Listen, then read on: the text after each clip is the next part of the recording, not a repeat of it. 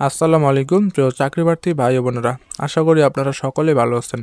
ইতিমধ্যে বাংলাদেশ অভ্যন্তরীণ নৌ পরিবহন কর্তৃপক্ষে বিশাল নিয়োগ বিজ্ঞপ্তি প্রকাশিত হয়েছে। এখানে প্রায় 214 জনকে তারা নিয়োগ দেবে। এই পদগুলোতে আপনারা কে কে আবেদন করতে পারবেন, আপনাদের শিক্ষাগত যোগ্যতা কী কী লাগবে, আবেদন শুরু কবে, আবেদন শেষ কবে এবং পরীক্ষার ফি কোন পদের জন্য কত, এই সব কিছু নিয়ে অর্থাৎ সার্কুলার A to Z বিস্তারিত আলোচনা করব। আপনি যদি আমার চ্যানেলে প্রথমবার হয়ে থাকেন তাহলে অবশ্যই চ্যানেলটিতে সাবস্ক্রাইব করবেন এবং ভিডিওতে লাইক করবেন, কারণ আমি এই চ্যানেলে যে কোনো চাকরির সার্কুলার প্লাস বিস্তারিত বিজ্ঞপ্তি নিয়ে আলোচনা করে থাকি। অবশ্যই চ্যানেলটি সাবস্ক্রাইব করবেন এবং লাইক করবেন। তো চলেন এই সার্কুলার নিয়ে বিস্তারিত আলোচনা করা যাক। দেখতে পাচ্ছেন বাংলাদেশ অভ্যন্তরীণ নৌ পরিবহন কর্তৃপক্ষ, যেটি বাংলাদেশ অভ্যন্তরীণ নৌ পরিবহন কর্তৃপক্ষ BIWATA নিম্নবর্ণিত 30 ক্যাটাগরির প্রায় 214 জন শূন্যপদে সরাসরি জনবল নিয়োগের নিমিত্ত বর্ণিত শর্তাধীনে প্রকৃত বাংলাদেশের নাগরিকদের নিকট হতে অনলাইনে দরখাস্ত আহ্বান করা যাচ্ছে। অবশ্যই আপনাদের অনলাইনের মাধ্যমে আবেদনটা করতে হবে। প্রথম পদের সংখ্যা রয়েছে সহকারী নৌ প্রকৌশল, সহকারী যান্ত্রিক প্রকৌশলী, জেনারেল ফোরম্যান এবং ইঞ্জিনিয়ারিং সুপারভাইজার ডিজেল। এখানে বেতন স্কেল রয়েছে গ্রেড 9তম এবং বয়স সীমা 21 থেকে 32 বছর। আর এখানে তারা নিয়োগ দেবে 3 জন, অর্থাৎ শূন্যপদের সংখ্যা রয়েছে 3টি। শিক্ষাগত যোগ্যতা মেকানিক্যাল বা মেরিন ইঞ্জিনিয়ারিংয়ে স্নাতক অথবা ডিগ্রি থাকতে হবে। আর দ্বিতীয় পদ রয়েছে তত্ত্বাবধায়ক, ঊর্ধ্বতন কারিগরি সহকারী, উপ সহকারী প্রকৌশল, গ্রেড রয়েছে 10, বয়স সীমা 21 থেকে 35 বছর, পদের সংখ্যা রয়েছে 2টি। অনুমোদিত প্রতিষ্ঠান হতে ইলেকট্রিক্যাল বা ইলেকট্রনিক্সে ডিপ্লোমা অর্জন করতে হবে। আচ্ছা, তৃতীয় পদ সম্পর্কটা আপনারা একটু পড়ে নেবেন ভিডিও পজ করে। চতুর্থ পদ রয়েছে সহকারী কারিগরি কর্মকর্তা, এখানে তারা 11 জন নিয়োগ দেবে এবং বেতন স্কেল রয়েছে 10তম, গ্রেড 10। আর যোগ্যতা অনুমোদিত প্রতিষ্ঠান হতে নৌ পরিবহন প্রযুক্তি কিংবা যন্ত্র প্রকৌশলের ডিপ্লোমা অর্জন করতে হবে। সহকারী হিসাবরক্ষক কর্মকর্তা, প্রশিক্ষক ইঞ্জিন, দেন ডুবুরি তারা 2 জন নিয়োগ দেবে। এক্ষেত্রে বেতন স্কেল 12তম এবং বয়সসীমা 23 থেকে 32 বছরের মধ্যে। এটা SSC বা সমমানের 500 পানির নিচে কাজ করার 5 বছরের অভিজ্ঞতা লাগবে।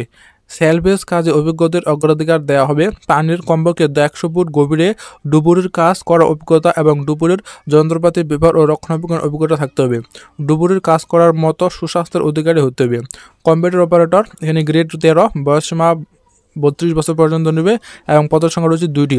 কোনো স্বীকৃত বিশ্ববিদ্যালয় হতে বিজ্ঞান বিভাগে স্নাতক বা সমমানের ডিগ্রি অর্জন করতে হবে এবং কম্পিউটার বাংলা ইংলিশে টাইপিংয়ের গতি থাকতে হবে। সহকারী কারিগরি শিক্ষক, সহকারী কারিগরি, গ্রেড 14, 18 থেকে 32 বছর, 3 জন নেবে। SSC সহ কোনো অনুমোদিত সরকারি কারিগরি প্রতিষ্ঠান হতে sub overseer survey final pass থাকতে হবে। কারিগরি সহকারী মেরিন ক্ষেত্রে অফিস সহকারী কম্পিউটার মুদ্রাক্ষরিক, এখানে 18 থেকে 32 বছর, 5 জন নেবে এবং গ্রেড রয়েছে 16। কোনো স্বীকৃত বিশ্ববিদ্যালয় হতে দ্বিতীয় বিভাগ বা সমমানের GPA-তে উচ্চ মাধ্যমিক অর্থাৎ HSC পাস করতে হবে। কম্পিউটার ব্যবহারে দক্ষতা থাকতে হবে। Microsoft Word, Excel, PowerPoint এগুলো জানতে হবে এবং বাংলা ইংলিশ টাইপিংয়ের গতি থাকতে হবে। আর অসংখ্য পদ রয়েছে, এই পদগুলো এতগুলো বোঝাচ্ছে না। যেমন এখানে রয়েছে অফিস সহায়ক, গ্রেড 20, 18 থেকে 32 বছর, 15 জন নেবে। SSC বা ক্লাস 10 সমমানের পাস লাগবে। শুষ্ক প্রহরী, এখানে 23 জন নেবে। SSC বা সমমানের পাস লাগবে। পরিচ্ছন্নতা কর্মী তারা নিয়োগ দেবে 13 জন, 8ম শ্রেণী পাস। মালি, নাইট গার্ড, বাস হেল্পার, স্টোর হেল্পার, নিরাপত্তা প্রহরী বা টার্মিনাল গার্ড, অসংখ্য পদে প্রায় 30টি পদে 214 জন নিয়োগ দেবে। অবশ্যই আপনারা সার্কুলারটা আবেদন করার আগে সমস্ত পদগুলো দেখে নেবেন যে কার কী যোগ্যতা রয়েছে, সেই হিসেবে আবেদনটা করবেন। এখন আবেদনকারীদের জন্য প্রযোজ্য অনুসরণীয় শর্তাবলী। প্রার্থীর বয়স 25/2/2025 তারিখ বয়সসীমা বিজ্ঞপ্তির 4 নং কলামের বর্ণনা অনুযায়ী হতে হবে, অর্থাৎ আপনাদের 21 থেকে 32 বছরের মধ্যে হইতে হবে। আর পদভেদে 35 বছর পর্যন্ত রয়েছে। আর বিবাহিত প্রার্থীদের বয়স 40 বছর পর্যন্ত শিথিলযোগ্য। ঠিক আছে, তো আবেদনকারীকে তার সর্বশেষ অর্জিত শিক্ষাগত যোগ্যতার তথ্য আবশ্যিকভাবে অ্যাপ্লিকেশন ফর্মে উল্লেখ করতে হবে। অর্থাৎ আপনার হাই যোগ্যতা যা রয়েছে সবগুলা যোগ্যতার আপনার ডকুমেন্ট অর্থাৎ আপনার নির্দিষ্ট সব কিছু অ্যাপ্লিকেশন করার সময় আপনাকে সাবমিট করতে হবে। প্রার্থীকে আবেদনের সময় প্রাথমিক কোনো কাগজপত্র আপলোড করতে হবে না। লিখিত ও ব্যবহারিক পরীক্ষার গ্রহণের পর কেবল উত্তীর্ণ প্রার্থীদেরকে মৌখিক পরীক্ষার সময় আবেদনপত্রে উল্লিখিত সত্য তথ্যাদিদের সমর্থনে প্রমাণক হিসেবে নিম্নলিখিত প্রয়োজনীয় কাগজপত্র মূল কপি প্রদর্শন করতে হবে।